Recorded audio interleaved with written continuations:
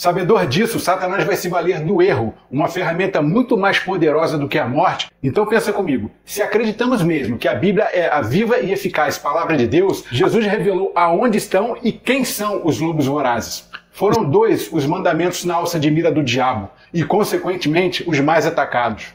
Sem pretensão alguma, eu falo para você que de 7 anos para cá, estou na minha 12ª leitura da Bíblia toda. Claro que você sabe que Jesus não nasceu em 25 de dezembro. O que talvez você não saiba...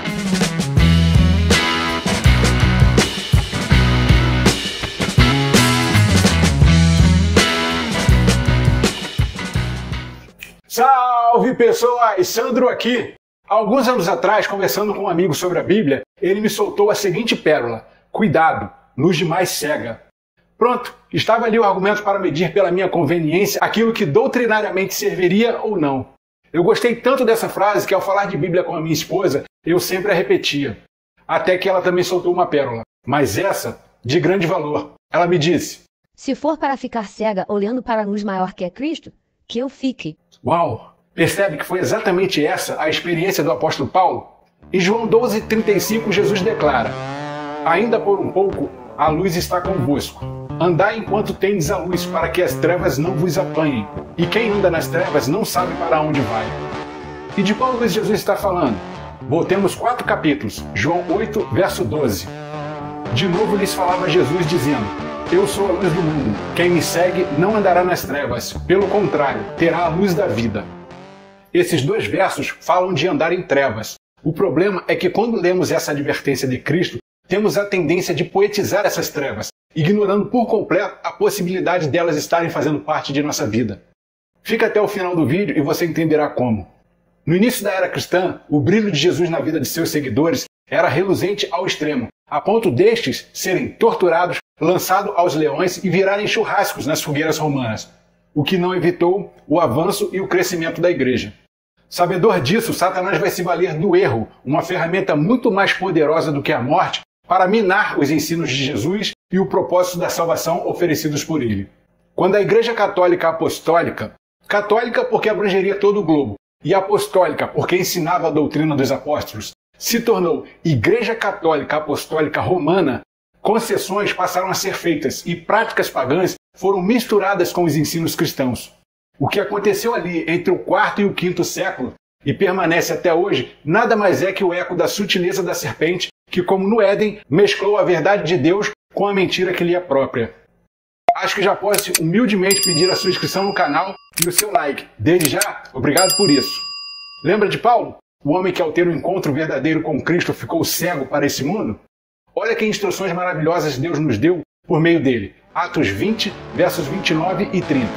Eu sei que depois da minha partida, entre vós penetrarão lobos vorazes, que não pouparão o rebanho, e que dentre vós mesmos se levantarão homens falando coisas pervertidas para arrastar os discípulos atrás deles.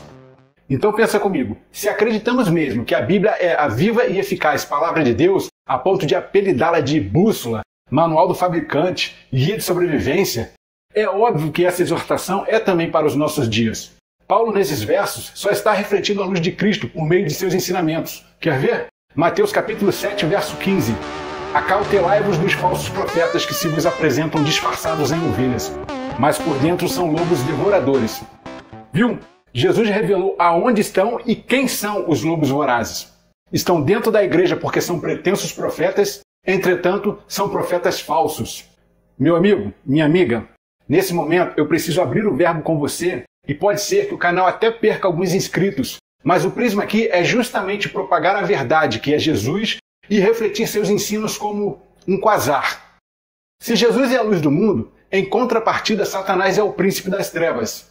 E assim como é possível refletir a Cristo, também é perfeitamente possível disseminar as trevas. Com a prerrogativa do avanço da missão na igreja cristã, falsas doutrinas foram introduzidas para que práticas pagãs, agora maquiadas de cristianismo, conquistassem para dentro da igreja seus adeptos, os pagãos.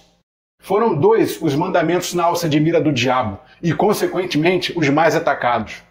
O 2º mandamento, onde divindades pagãs passaram a ser chamadas de santos, e o 4º mandamento, onde o sábado bíblico do 7º dia foi substituído pelo domingo, o dia de adoração ao Deus Sol, um paganismo originado no Egito Antigo, passando pelo mitraísmo romano do primeiro século e se estendendo a grande parte do cristianismo atual. E antes que você se aborreça comigo, eu não estou dizendo que você adora o sol.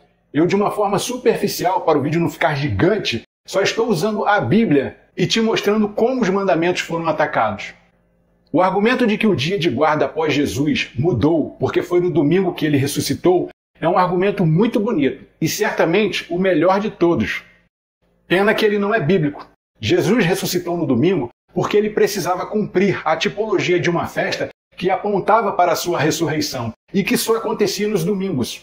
A Bíblia apresenta duas cerimônias que celebram a ressurreição de Cristo, e não um dia de guarda.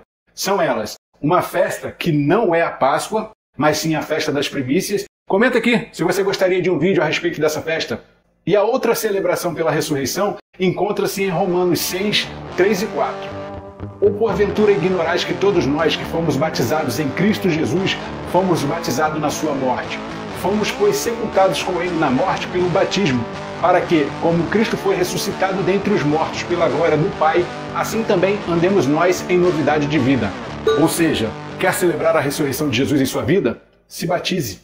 Eu sei que você é inteligente o suficiente para se perceber que eu não estou aqui para te atacar, e nem para dizer que você vai para o inferno por ir à sua igreja aos domingos. Eu só estou dizendo que hoje existem muitos líderes, pastores, padres, presbíteros, anciãos, diáconos, que até amam a Jesus com toda a sua sinceridade.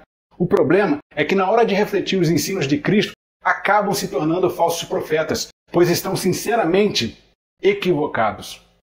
Sem pretensão alguma, eu falo para você que de 7 anos para cá, estou na minha 12ª leitura da Bíblia toda. E até hoje não achei um único verso que troque o sábado pelo domingo. O que existe é uma carta apostólica da Igreja Romana, chamada Dies Domini, promulgada pelo Papa João Paulo II, declarando tal troca. Um ótimo exemplo de tradições humanas que atropelaram a verdade bíblica. Nesse vídeo eu não falei muito sobre o segundo mandamento atacado, porque para esse, Satanás criou um argumento muito frágil, o de que os santos são os nossos intercessores, uma vez que a Bíblia nos apresenta Jesus como nosso único mediador, conforme 1 Timóteo 2, 5. E distinguir a heresia do segundo mandamento é até fácil, que o diga o nosso certeiro dedo, que aponta para os nossos irmãos católicos e que são hipocritamente chamados por muitos de idólatras. Finalizando, eu deixo duas curiosidades e uma observação. Primeiro, claro que você sabe que Jesus não nasceu em 25 de dezembro. O que talvez você não saiba é que Mitra, o deus Sol, é que teria nascido nessa data. Percebeu como Roma associou bem a verdade com a mentira? Segunda curiosidade, o nome domingo em inglês é Sunday, e Sunday traduzido é Dia do Sol. Você acha mesmo isso uma coincidência?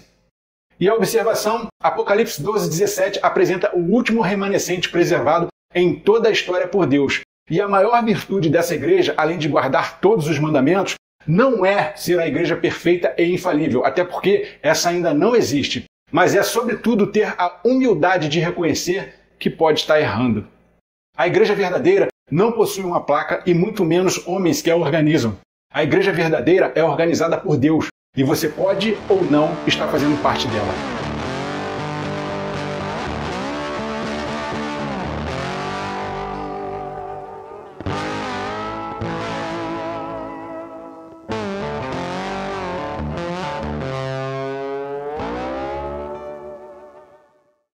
E aí, bora tomar essa cruz?